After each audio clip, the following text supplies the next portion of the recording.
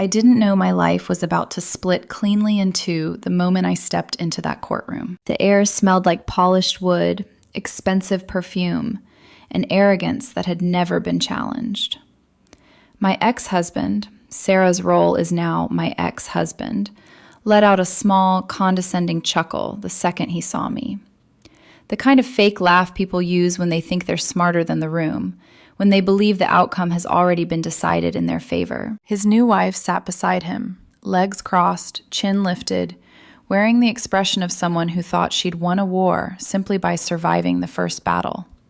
Her husband, my replacement, adjusted his suit like the oxygen belonged to him. He gave me that look men give when they assume a woman has already lost before she opens her mouth. Everyone else in the courtroom, lawyers, journalists, even her polished PR team, looked at me with mild curiosity, probably expecting tears, maybe desperation, the stereotypical ex-wife clinging to fairness and memories. They had no idea who I really was. And then something happened that nobody expected. The judge froze mid-sentence.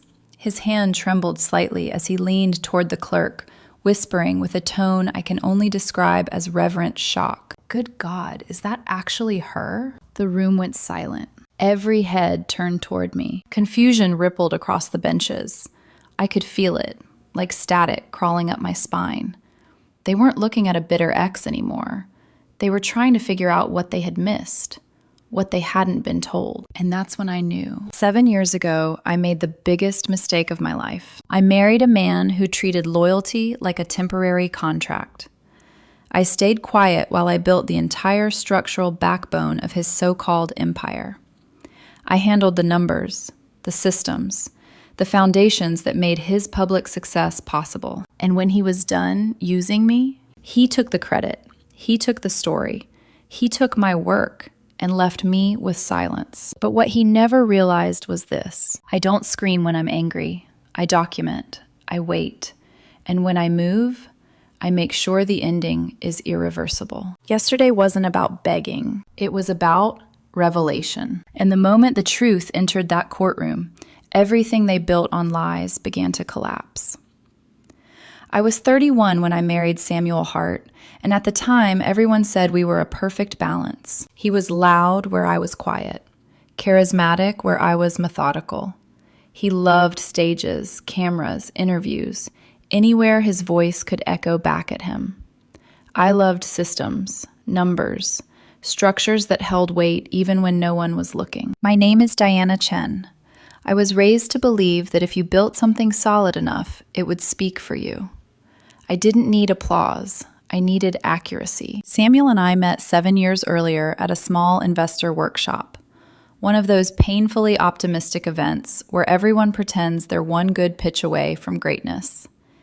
He was presenting an idea that sounded impressive on the surface, but collapsed the moment you looked too closely. I asked one question afterward.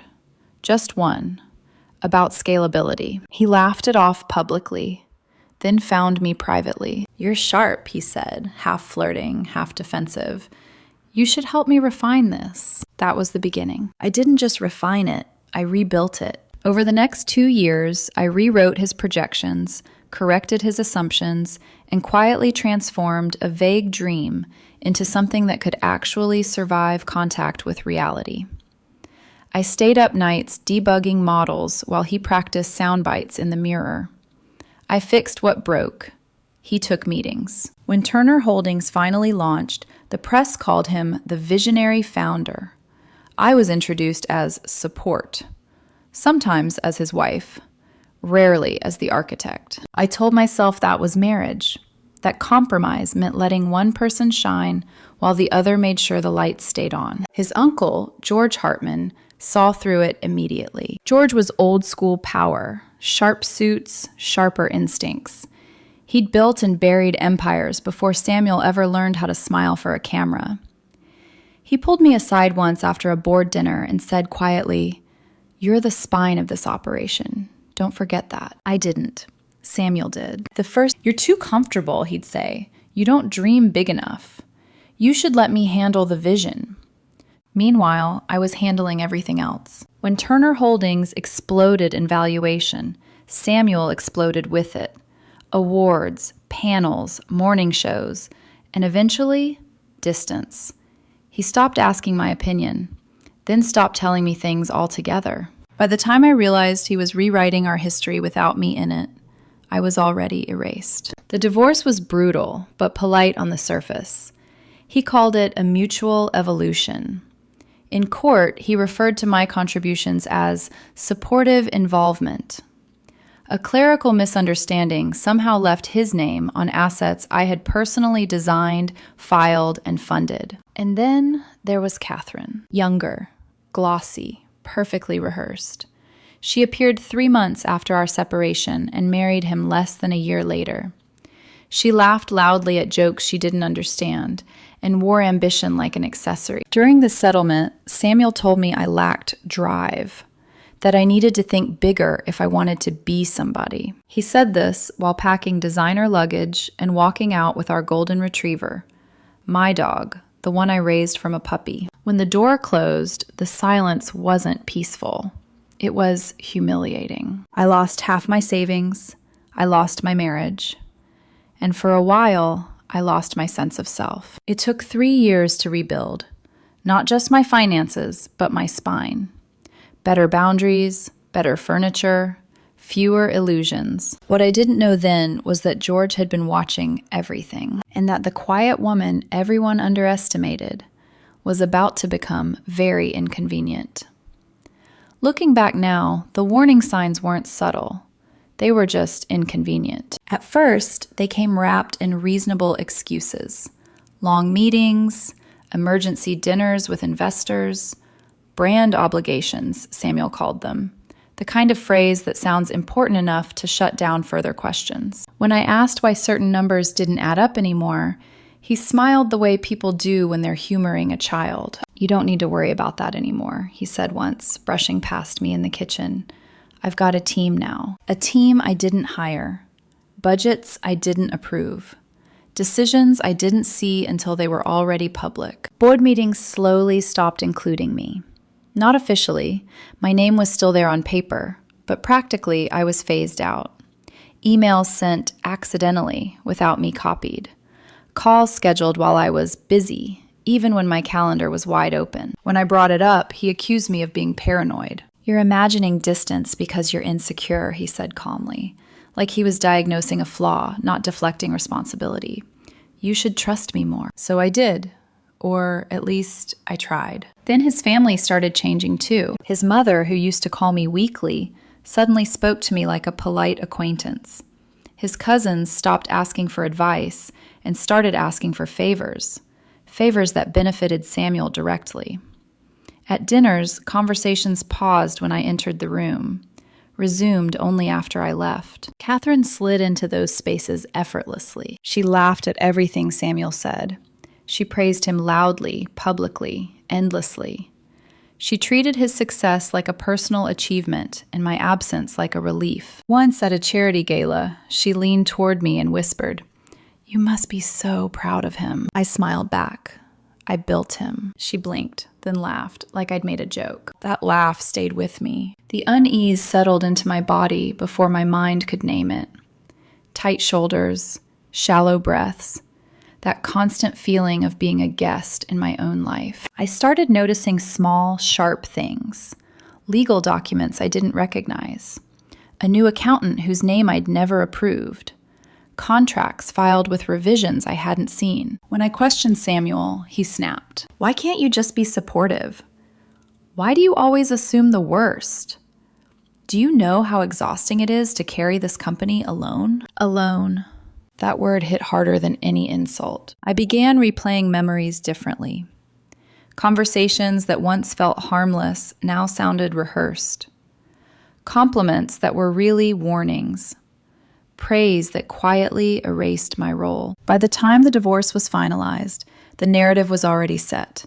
He was the visionary, I was the background, and the world believed it. What I didn't realize then was that the real conflict hadn't started with betrayal. It started with erasure. And somewhere in the middle of all that silence, Someone else had been paying very close attention.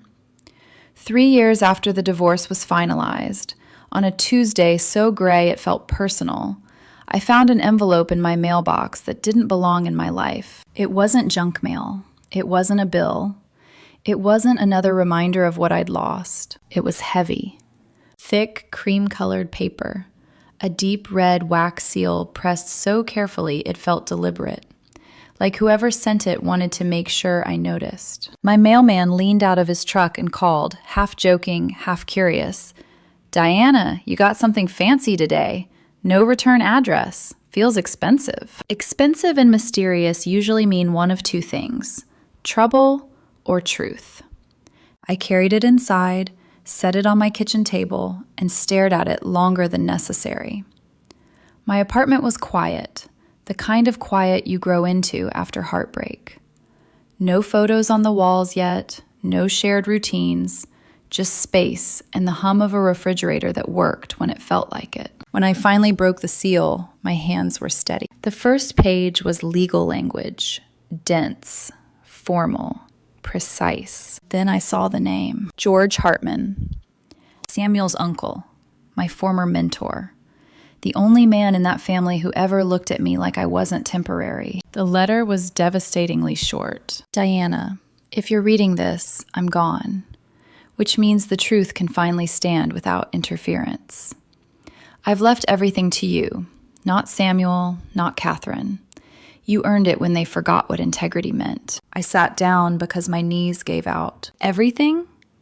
I spread the documents across the table like pieces of a puzzle I hadn't known I was missing. The lake house deed, my name. The core patent that Turner Holdings was built on, reverting back to its original architect. My original filings, my signatures. Even the white Tesla Catherine loved posting on social media, company property, now mine. I didn't cry. I laughed. The kind of laugh that starts in disbelief and ends in something dangerously close to hysteria. Tears blurred the pages. My neighbor knocked on the wall, annoyed, shouting something about sharing the joke or shutting up. For the first time in years, I couldn't stop smiling. George hadn't just left me assets. He'd left me proof. And suddenly, every insult, every dismissal, every moment I'd been told I wasn't ambitious enough, rewrote itself. I called Marcus Rivera, the lawyer who'd helped me survive the divorce without losing my mind. He answered on the second ring. "Please tell me this isn't about Samuel again." "It's better," I said. "George Hartman left me everything." Silence, then a low whistle. Karma didn't just show up. It brought documentation. By Friday, we filed. By Monday, the company's stock froze. By Tuesday, Samuel's empire, built on my work and his arrogance, started to crack in public. And yesterday? Yesterday was the day I walked into court knowing I wasn't there to ask for fairness. I was there to remind everyone who had always owned the truth. The strange thing about finally having the truth on your side is that it doesn't feel loud, it feels heavy. After Marcus and I filed the initial claims, I didn't celebrate. I didn't call friends. I didn't post anything. I went home, poured myself a glass of water, and sat on the edge of my couch staring at nothing. For years, I'd imagined what it would feel like if the balance ever tipped back in my favor. I thought it would be triumphant, cinematic, vindicating. Instead, my chest felt tight, because with every document George left me, another memory resurfaced. Late nights, hunched over spreadsheets while Samuel slept. The way he'd sigh dramatically when I asked about numbers. How often I'd apologized for asking questions about a company I helped build. I kept thinking, how did I let it get this far? Not in a self-blaming way, more like an autopsy. I replayed conversations with new clarity. The moments where I'd chosen peace over precision, love over documentation, trust over receipts. That night, my phone buzzed non-stop. Unknown numbers, emails marked urgent, messages from people who hadn't spoken to me in years, suddenly remembering my existence. I ignored all of it. Around midnight, one call slipped through. I recognized the number immediately. Samuel. I stared at the screen until it stopped ringing. 10 seconds later, it rang again. I answered calmly. Diana. His voice was tight, controlled in that way men get when they're terrified of losing control. What the hell did you do? I leaned back against the counter, staring at the reflection of my own face in the dark window. I looked steady. I followed the law, I said. You should try it sometime. This is insane, he snapped.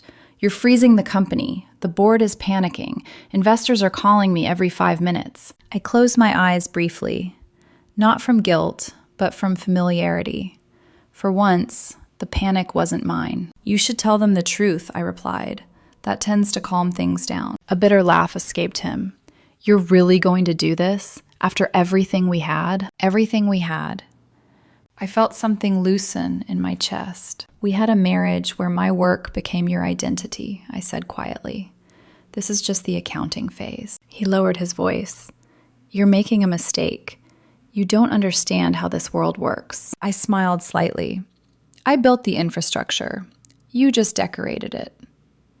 Silence. Then he hung up. I didn't feel powerful. I felt clear. The next day, the headlines broke. Patent ownership dispute freezes Turner Holdings. Ex-wife named primary beneficiary in Hartman estate. Comment sections exploded. People arguing about ambition, betrayal, gender, loyalty. Strangers dissecting a life they didn't live. I didn't read much of it. Instead, I asked myself one question I should have asked years ago. What kind of woman do I become now? Not the wife, not the background, not the apology. For the first time, I wasn't reacting to damage. I was choosing direction, and that terrified them. The moment the filings went public, everything accelerated. Samuel's phone stopped ringing because people stopped calling him directly. They went to lawyers instead. Board members I hadn't heard from in years suddenly wanted clarity.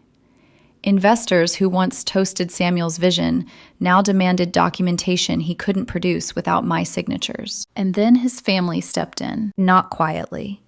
His mother called first, no greeting, no pretense. You've embarrassed this family, she said, voice trembling with practiced indignation. You always wanted more than your place. I let her finish. I always did. My place, I replied calmly, was building what your son took credit for. If that's embarrassing, maybe ask why. She hung up. His cousin sent a long email about loyalty and gratitude. His aunt left a voicemail crying about legacy. Every message carried the same subtext. Why can't you just let him have it? Because letting him have it was how we got here. Behind the scenes, Marcus uncovered more. Amendments rushed through while I was still married. Signatures timed suspiciously close to George's medical decline. Emails where Samuel referred to me as manageable, a word that sat in my stomach like spoiled food. Then came Catherine. She didn't call. She texted. Can we meet? Quietly. No lawyers. The audacity almost made me laugh. Marcus raised an eyebrow when I showed him. That's either desperation or a setup. Both, I said, but I'm going. We met at the lake house, our old retreat, now legally mine again. Candlelight everywhere. Too much perfume. Catherine smiled like this was a reconciliation scene she'd rehearsed. Samuel stood by the fireplace, arms crossed, defensive, smaller somehow. We can fix this, Catherine said softly. Compensate you, generously. By paying me to ignore fraud, I asked. Samuel snapped. Stop calling it that. I leaned forward. Stop doing it. He stood, anger flaring. You think people will believe you? You were always behind me. I didn't raise my voice. That's the problem. I was behind you, holding everything up. What they didn't know was that my recorder was already on. They talked. They threatened. They slipped. Samuel admitted to rushing filings. Catherine implied George had been pressured. Every word stacked neatly on the truth I already had. When I left, the night air felt clean. The next morning, Kevin, Catherine's husband, called Marcus and offered cash to make this go away. He left it on voicemail, time-stamped, clear. By the end of the week, the assistant district attorney filed charges for obstruction and attempted bribery. That's when Samuel stopped pretending this was a misunderstanding. And that's when I realized something fundamental had shifted. I wasn't chasing justice anymore. Justice was catching them. People think the darkest moment comes when you lose everything. They're wrong. The darkest moment is when you finally have the power to finish it, and you're too tired to care. After the charges were filed, after the headlines turned sharp and relentless, the noise became unbearable. Cameras outside Marcus's office, reporters camped near my apartment, online strangers arguing about whether I was a hero or a bitter ex-wife who couldn't let go. Samuel went on television, soft lighting, pastel tie. The carefully wounded expression of a man performing victimhood. He told the host I was obsessed, unstable, that I couldn't emotionally accept that he'd moved on and succeeded without me. He said I was rewriting history because I needed relevance. I turned the TV off halfway through. That night, I drove to the lake house alone. No candles, no lawyers, no strategy, just me, the dock, and water so still it felt like it was holding its breath. I sat there for a long time, arms wrapped around myself, feeling something I hadn't let in yet. Grief.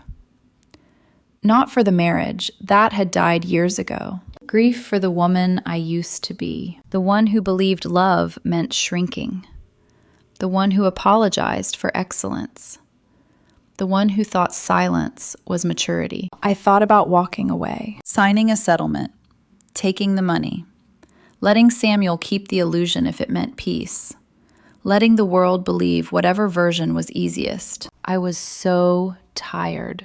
My phone buzzed. A message from an unknown number. You don't know me, but George would be proud of you. Don't stop now. I stared at it until my eyes burned. For the first time since this started, I cried. Quietly, fully. The kind of crying that empties you out instead of breaking you down. I realized then that this wasn't about winning. It was about not disappearing again. If I walked away now, I wouldn't just lose the case. I'd lose myself. I stood up, wiped my face, and looked out at the water. I'm still here, I said out loud. And for the first time in weeks, I believed it. The turning point didn't arrive with fireworks or a dramatic revelation shouted across a courtroom. It arrived quietly, precisely, like truth usually does when it's been waiting long enough. 2 days after that night at the lake house, Marcus called me just after sunrise. I found something, he said. No greeting, no small talk. His voice carried that careful restraint lawyers use when they're trying not to sound victorious too early. What kind of something? I asked, already sitting up. The kind that doesn't argue. It ends conversations. An hour later, I was standing in George Hartman's old office downtown. The building still smelled like aged wood, cigar smoke, and money that had outlived its owners. Marcus pulled open the bottom drawer of George's desk, the one George had always kept locked. Inside was a red folder, neat, labeled, intentional. George had left behind notarized witness statements from 2 former board members, copies of his legitimate will, metadata stamped photos of the fake signing session, timestamps, location data, everything a defense team dreads. And then there was the audio. Not just the one I already had, but another. George's voice, weaker but unmistakably lucid. They think I'm senile, he said on the recording, but I know exactly what they're doing, and I know exactly who deserves the truth. Marcus exhaled slowly. This isn't just evidence, Diana. This is legacy protection. The final piece came unexpectedly. Eleanor Park, George's housekeeper of over 20 years, agreed to testify. She remembered everything. The coercion, the intimidation, the exact moment the papers were switched. I've been waiting for this, she told me over coffee. No one treats a good man like furniture and walks away clean. That was it. I stopped wondering if I was strong enough. I was, not because I wanted revenge, but because I refused to let integrity die quietly. When the trial date was set, I walked into that courtroom knowing something Samuel didn't. This time, the truth wasn't alone.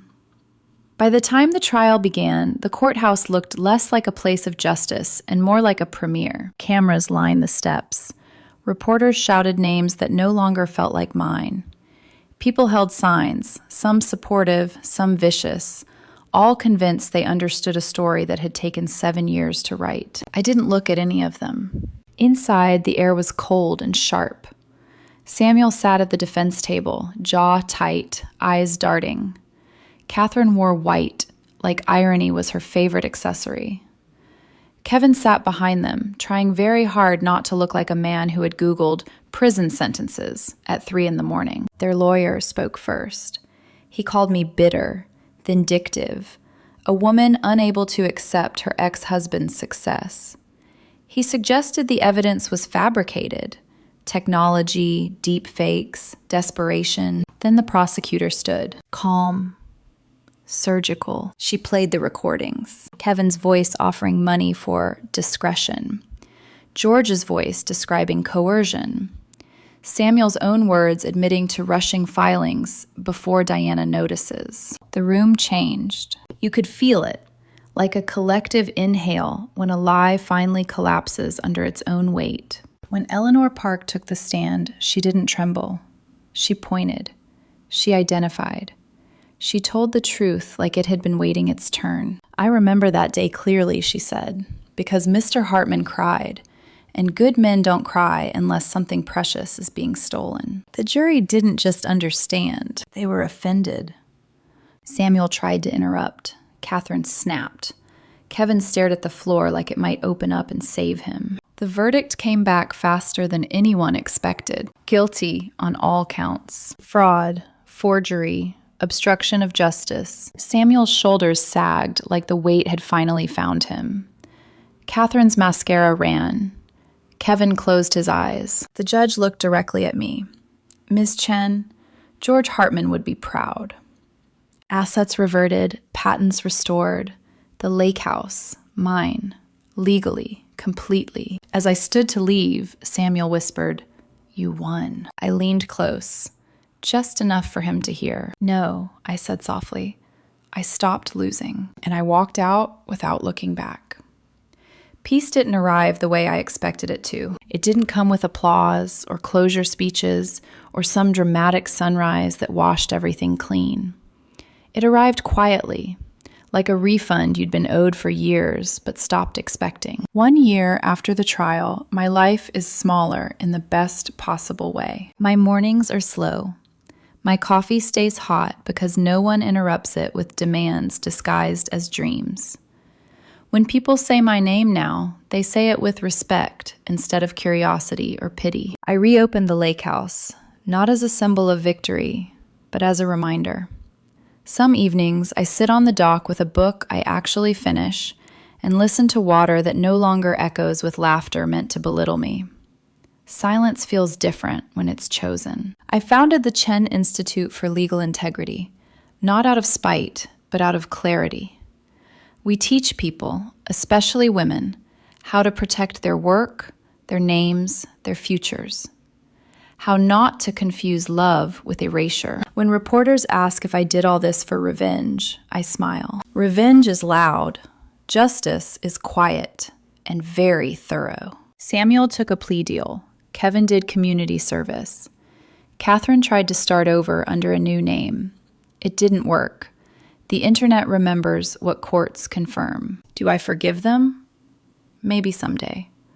Forgiveness isn't urgent anymore. What matters is this. I stopped apologizing for my competence. I stopped shrinking to keep someone else comfortable. I learned that patience isn't passivity, it's preparation. Sometimes life doesn't give you a fair ending, but every now and then, if you document carefully, wait wisely, and refuse to disappear, it gives you a better sequel than you could have imagined. One night, standing by the water, I tossed a coin into the lake. Not for luck, but for closure. "That's for George," I whispered. The ripples faded, and for the first time in 7 years, the quiet didn't feel empty. It felt earned.